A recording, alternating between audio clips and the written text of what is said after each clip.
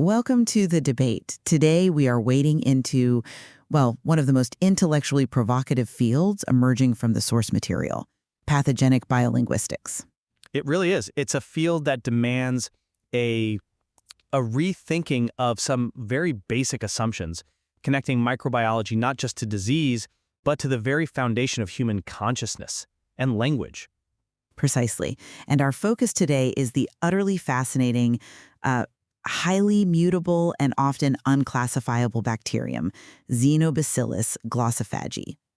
The material uses this single microbe as a lens, really, through which to examine these vast, complex systems. I mean, everything from universal history and the mechanics of modern capitalism right through to esoteric cognitive evolution, stuff from certain readings of the Akashic Chronicle. And this leads us directly to our central question for today. Is Xenobacillus glossophagy primarily a biological analog, a perfect mirror or model that simply reflects universal processes of flow and differentiation? Or is it, as the material also suggests, an active primary agent, one that actively catalyzes and fundamentally structures human linguistic and cognitive evolution? My position is pretty clear on this. I think the bacterium serves as a powerful reflection, or maybe a model, for understanding these fundamental decentralized processes, particularly in economics and evolution. Its existence illustrates complexity, but it doesn't, dictate the trajectory of consciousness outside of what is a biological necessity. And I suppose I come at it from a different way.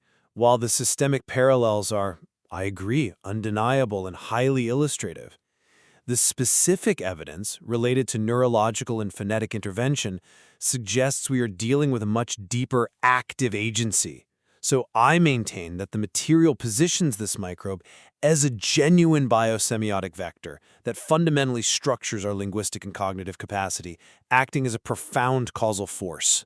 Okay, let's elaborate on the reflection position first then, starting with philosophy and evolution. The strength of viewing X. brossophagy as an analog really lies in its inherent resistance to fixed definition, to classification. Dr. Verma and Dr. Sokolov note that it constantly operates at the, quote, margins of traditional bacterial norms, perpetually subverting our attempts to categorize it. Right. What I find so compelling is how this dynamic perfectly mirrors the Deleuze and Guattari concept of deterritorialization.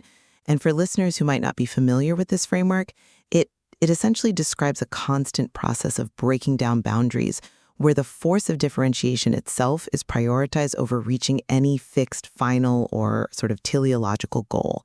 The microbe is always shifting, always adapting. It is the biological embodiment of flow.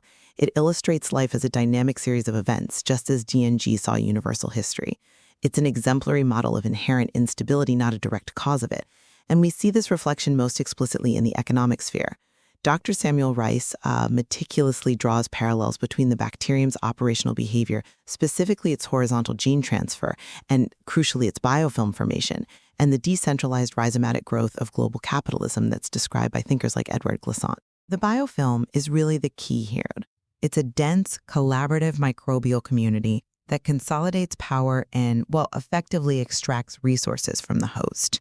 This structure is a perfect microbial analog for market interconnectivity, where formerly competing entities collaborate to dominate a resource base. The bacterium's function, therefore, is to illustrate existing systemic complexity. It acts as a microcosm of macro-level exploitation. It exemplifies principles already inherent in capitalist evolution.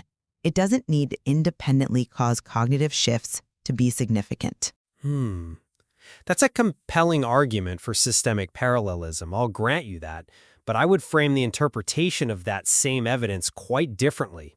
I agree that Xenobacillus provides a powerful model for systems of extraction, but that focus on the macro analogy consistently overlooks the foundational, active mechanisms that are outlined in the material. The evidence of X. glossophagii influencing specific neural and phonetic pathways suggests profound targeted agency. The material positions it not as some generalized evolutionary sample, but as a linguistic parasite that actively restructures the host's phonetic range and modulates core cognitive processes. Now that goes far beyond simple analogy or illustration. That requires the microbe to initiate a specific, directed chemical dialogue with the host's brain.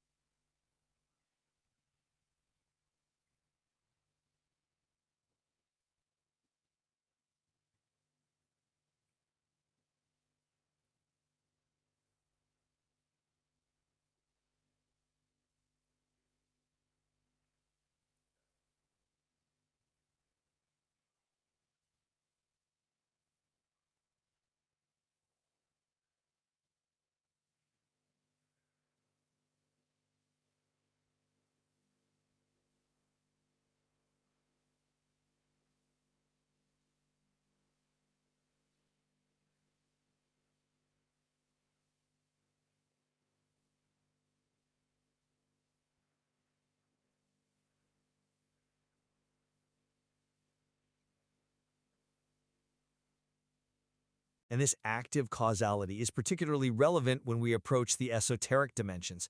Dr. Martha Cormack's findings on the bacterium's role in altering memory encoding and retrieval are key. This microbial activity directly correlates with the transition of human consciousness described in the esoteric tradition, specifically the shift from the pre-linguistic Lemurian stage to the emergence of the Atlantean epoch. And this Atlantean shift is critical. It's defined by the human move towards memory-based language, where words themselves became imbued with power and specific referential value, a point noted by Dr. Lyles. The material suggests Xenobasilicus is the biological trigger for this transition. Furthermore, the esoteric parallels, the references to Luciferian intervention, the idea of microbial gods, they all suggest a role as an exogenous intelligence, catalyzing autonomous thought. And that is a fundamentally active, structuring role in human evolution. It moves us from reflection into genuine, directed causation. Let's delve into that causal claim by returning to, I think, the most concrete parallel, the socioeconomic function. My position is that the depth of the analogy itself reinforces the idea of reflection. The microbe is just operating according to existing systemic rules. But is it just operating? I think so. Look again at the microbial analogy for capitalist extraction. Biofilm formation is explicitly compared to the establishment of these complex, interdependent relationships requiring a balance of competition and cooperation. That's the very definition of market strategy. But the analogy goes deeper into political economy. The comparison to Hart and Negri's analysis of empire is, it's stunningly precise.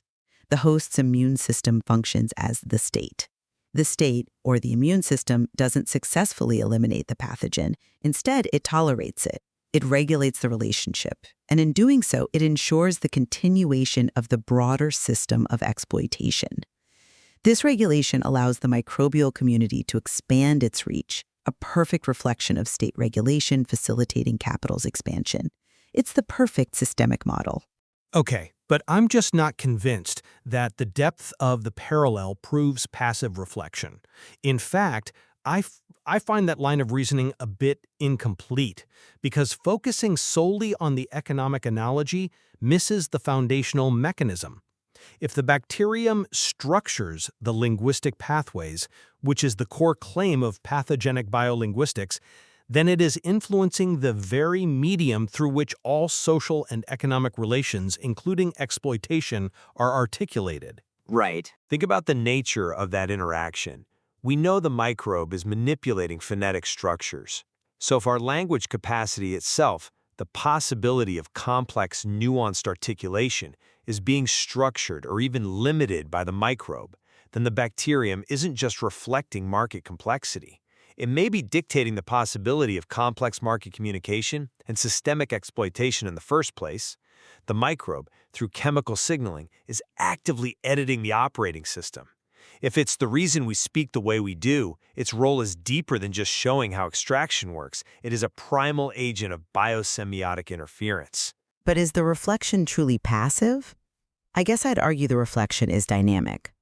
An analog can be active and still be a reflection of a deeper systemic force. In this case, the inherent need for differentiation and survival. Well, that's where the evidence of targeted, specialized linguistic interference becomes crucial. To pursue this structural causality, we have to look again at that linguistic modulation. The material notes X glossophagy's unique ability to specifically inhibit certain phonemes while simultaneously amplifying others. It is, in effect, restructuring the host's phonetic range. Now, if this were merely generalized differentiation driven by survival, we would expect a broader, more random biochemical influence.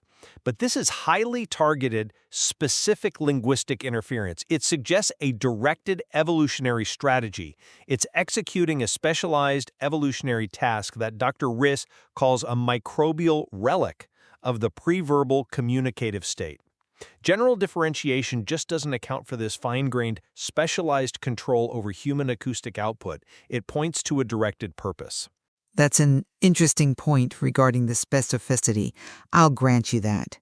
The phonetic modulation is fascinating, though I would still frame it within the broader mechanism of evolutionary necessity. While the effect is highly specialized, the broader concept remains differentiation, just taken to an extreme level of complexity. But is it just complexity? I think so. Dr. Sutherland describes X glossophagus adaptability as a form of genetic thinking, an extremely evolved strategy for survival in increasingly complex host ecosystems. This is biological necessity taken to a new level of sophistication. So this strategic evolution, its ability to integrate subtle feedback from the host, is still fundamentally a reflection of the essential difference that drives all evolutionary processes, biological and social. It is the ultimate example of differentiation. The effect on cognition, the phonetic modulation, is simply the result of maximizing survival through complex biochemical signals, specifically that gut-brain axis modulation. This physiological mechanism aligns with the ancient idea of external influence, yes, but the primary causality remains biological. It's driven by survival pressures, not metaphysical orchestration. The microbe is just trying to survive, and its best strategy is to subtly change the host to facilitate its own goals. I appreciate the commitment to the biological explanation, I do. But that explanation requires us to completely disregard the specific, esoteric interpretations that are offered within the source material, which frames this process as fundamentally causal, not merely adaptive. Right. I mean, if we accept the material's premise, which connects microbial dynamics to the Akashic records, we have to address the Luciferian parallel head-on. When Dr. Sutherland describes the microbe's action as creating an exogenous language of infection, he isn't simply describing a survival mechanism, he's describing a deliberate imposition. Which brings us directly to the metaphysics. Look, when the material references Rudolf Steiner's Luciferian intervention and the messengers of the gods, it is using powerful metaphors to describe a profound physiological reality, that the human brain relies on external stimuli, or invisible guides, if you like, for certain cognitive developments. Okay. Etchena, glossophagy, by producing specific metabolites and biochemical signals, acts as a sophisticated conduit or intermediary for these necessary external stimuli. The microbial message is biochemical, a chemical revelation, if you will, mirroring the idea of divine revelation, but the causality remains physiological. The microbe facilitates the necessary environment for developing previously dormant cognitive capacities, like independent thought. But it is not the independent metaphysical agent dictating that trajectory. It is simply the medium. I'm sorry, but I just don't buy that reduction. To describe Xenobacillus as merely a physiological conduit, it just minimizes the microbe's active role here. I don't think it minimizes it. I think it clarifies it. The material explicitly states that X glossophagy subverts cognitive architectures, creating conditions akin to the Luciferian imperative, the awakening of independent intelligence. Subversion is an active, transgressive act. It's described as a transgressive semiotic agent, moving from an intrinsic neural order to an exogenous language of infection. That goes way beyond being a neutral intermediary. This suggests the bacterium is not just passively facilitating development. It is a force that actively dictates a shift in consciousness, much like the esoteric claim that microbial exchanges might be, quote, directed by forces not entirely understood by science, as detailed by Dr. Feinstein. The evidence, particularly the targeted memory and phonetic modulation, it all points towards Xenobacillus serving as a manifestation of a higher order's intention, using the microbial medium to enact a profound, intentional, and causal shift in human autonomy. It is therefore a genuine metaphysical actor. The difference between a directed actor and a highly evolved, dynamic reflection is, it's certainly narrow in this context, but I maintain the distinction is vital to understanding the material without invoking external, unprovable forces. The most elegant explanation uses the microbe to show us what is already true about the systems we live in. Ultimately, for me, the exploration of pathogenic biolinguistics demonstrates that X. glossophagii's influence on neurophonetic pathways, on memory, on language structures is too profound and too specific to be dismissed as muranology.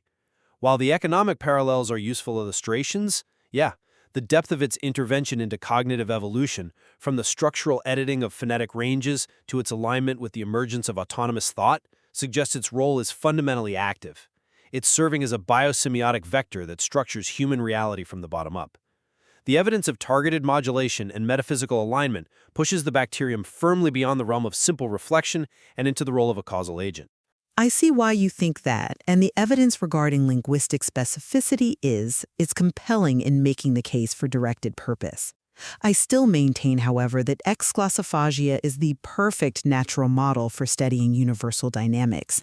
Its resistance to classification, its relentless differentiation, and its decentralized organization all function as a reflection of key philosophical and evolutionary principles, that essential difference that drives all life.